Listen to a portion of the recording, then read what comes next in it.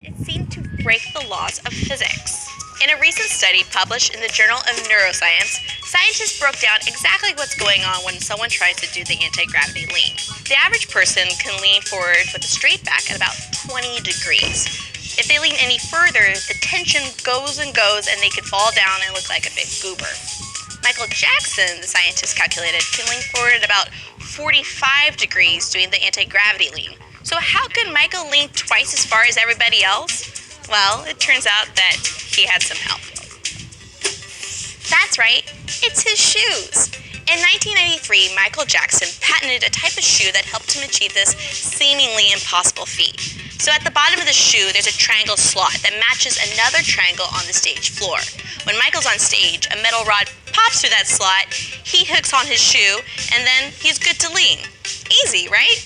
Well, not so much. So for some, these shoes may not seem like a huge surprise. They've been around since the 80s, they're not a heavily guarded secret. So can you go home, get on Amazon, buy some special shoes and pull off the anti-gravity lean? Well, probably not. As the scientists point out in this new study, there's a lot of factors that go into pulling off the anti-gravity lean. Michael Jackson and his crew are still impossibly talented dancers, and they have a lot of factors on their side. It all comes down to a center of gravity. When we stand straight, our center of gravity lies in front of the spine's second sacral vertebra. When we lean forward with our fulcrum at our hips, the erector spinal muscles support the spinal column as our center of gravity shifts. But when we have a straight back and the bend comes at the ankles, the pressure transfers to the Achilles tendon, and that could really muck you up. It can only take so much before you just collapse. Even with secret shoes, bending at 45 degrees puts an incredible amount of pressure on the Achilles tendon. Trained dancers, without the shoes, can only bend at about 30 degrees. That's impressive.